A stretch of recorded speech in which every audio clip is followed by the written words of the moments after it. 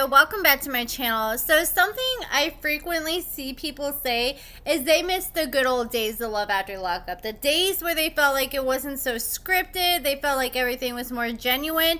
And Johnna actually came out on Reddit and she exposed that her storyline with Garrett was heavily scripted and super fake. So people were even questioning her, like, how do we know this is the real Johnna and not just a troll? She even posted this picture saying, yes, I am Johnna, showing that she's legit. And this is what she had to say. She said, I was on season 1 of this tragic show, and a comment I see often is that everyone misses it because it wasn't as scripted. I can't speak for every couple, but for us, every scene was scripted besides the release and the proposal.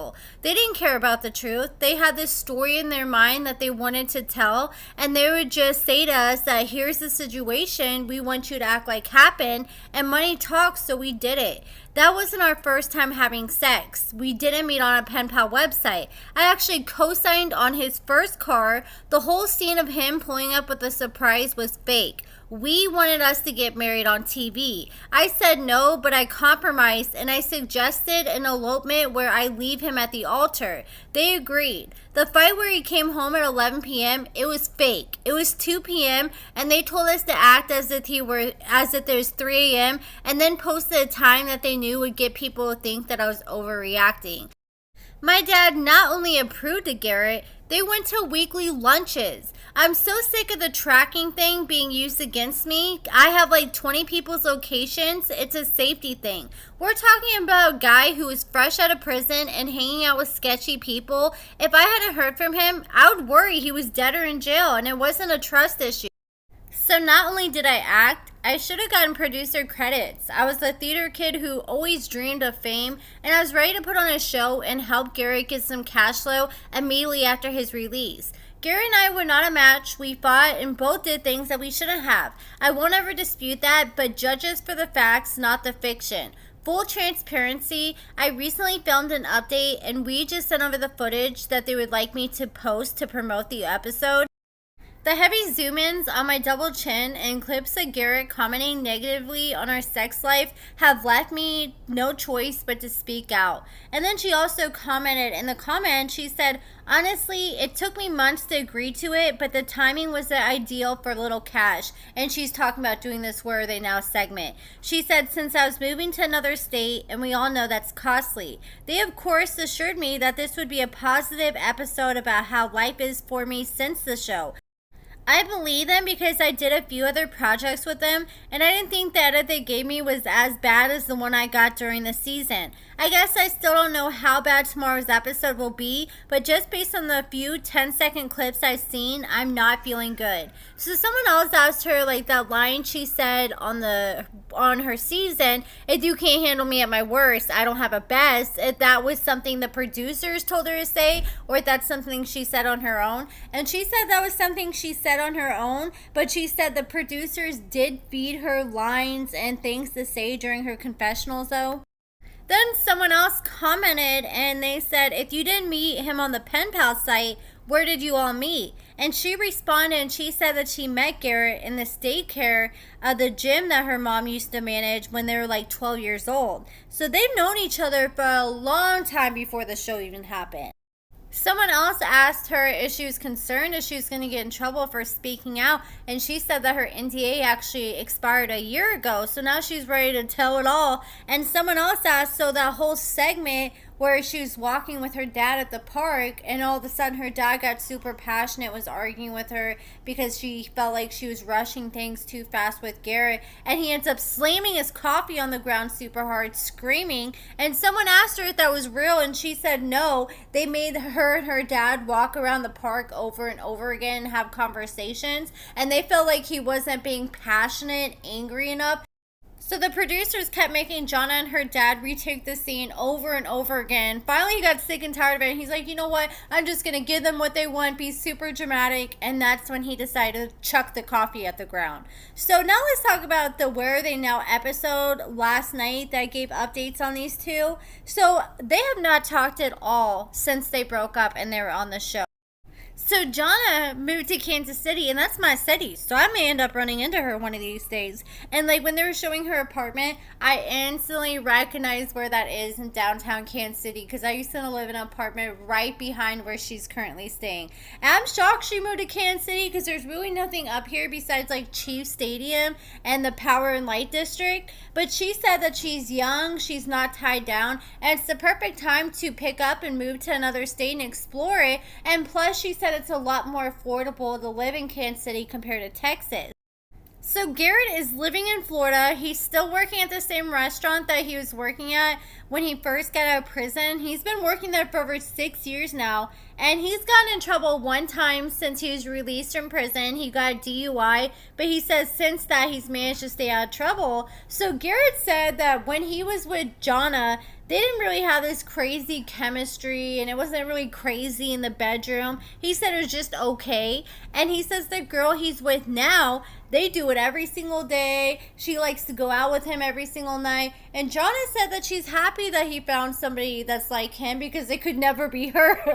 So Garrett is getting it in every single day with his girlfriend, and Johnna, on the other hand, she has stayed single since her breakup with Garrett, but she said she realized they never had chemistry, and she even admitted that their time in the bedroom wasn't that great, and she just thought like maybe it's me. But she said once she broke up with Garrett and started sleeping around with other people, she realized what she was truly missing out on.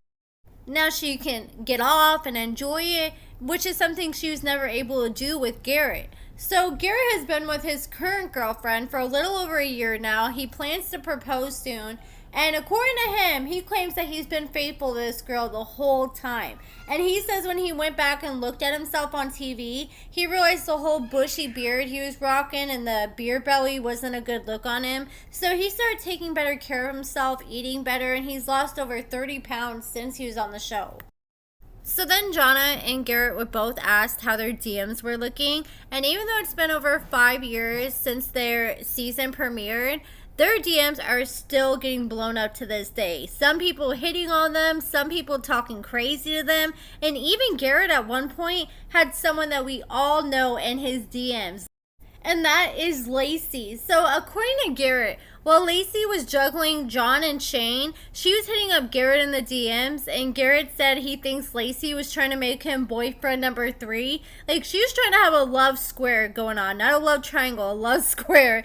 And I wonder if that was like an attempt for her to try to get on the show, because Garrett was on the season before her. So maybe she was trying to have a backup plan in case her and Shane didn't get approved to be on the show.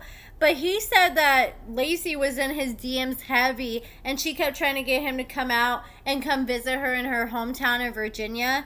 So then they took some fan questions, and like I said, to this day, I'm still trying to figure out where they're getting these fan questions from, because I want to submit a few. But anyways, they asked Garrett about the prison lunch lady. So during his season, Garrett admitted that he did cheat on Johnna before he got out of prison with a prison lunch lady.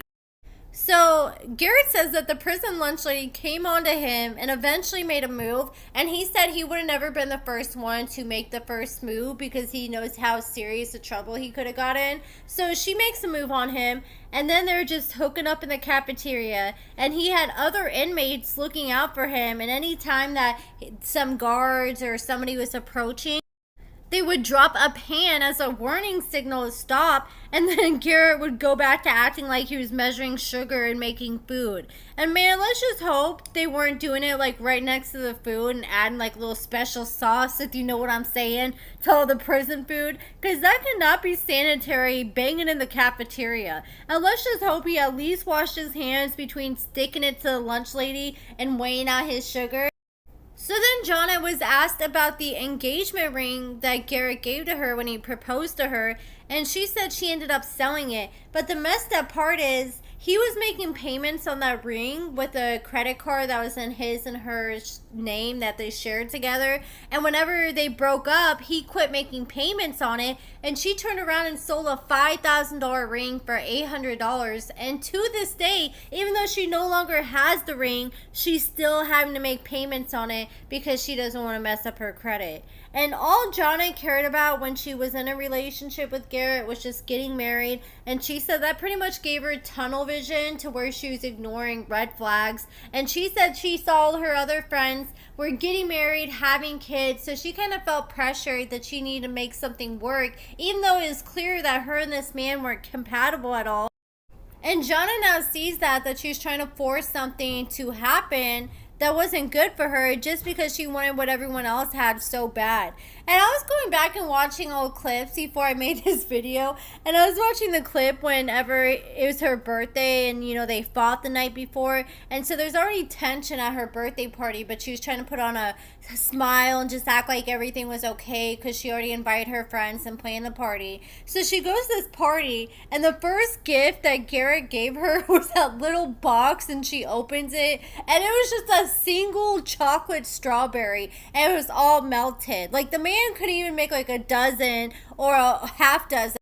He literally just got one strawberry, dipped it, and then put it in a ring box and then gave it to her as part of her present. I could not believe that. Looking back and watching that, I forgot about that scene. I was cracking up so hard, and I'm really curious if that was something that was producer driven or that's an idea that Garrett came up with himself. And Johnna was like, I thought I was going to get me like a nice handbag, or maybe I was going to get a necklace. But then he just gives me a freaking melted single strawberry. I was cracking up. Like, she was hilarious on the show, low key. But she also said she was super self-conscious after her season because she always thought she was like a bad bee. She thought she was that girl. And then when she looked at the comments, she was like, man, maybe I need to get plastic surgery. Maybe my nose is messed up. But I think she's a pretty girl. You got to remember, it don't matter who you are. There's always going to be someone in this world who thinks you're ugly. And you just got to deal with that. And at the end of the day, you shouldn't take stuff personally from people you don't personally know. So that's it for this video, guys. Let me know what you guys think in the comments below. Johnna, if you ever want to do an interview, I live in KC too. Hit me up, or we can do a Zoom interview, because I want to know more about this tea that she's exposing on WeTV and what else was fake. I got so many questions. But that's it for this video, guys. Give this video a thumbs up. Check out my lashes and lash products at AccordingtoAmber.com. You can use the code HalloweenLash, all as one word, and you can buy 2 lashes and get 1 free. So check that out if you're interested. Give this video a thumbs up, subscribe, and thank you so much for watching.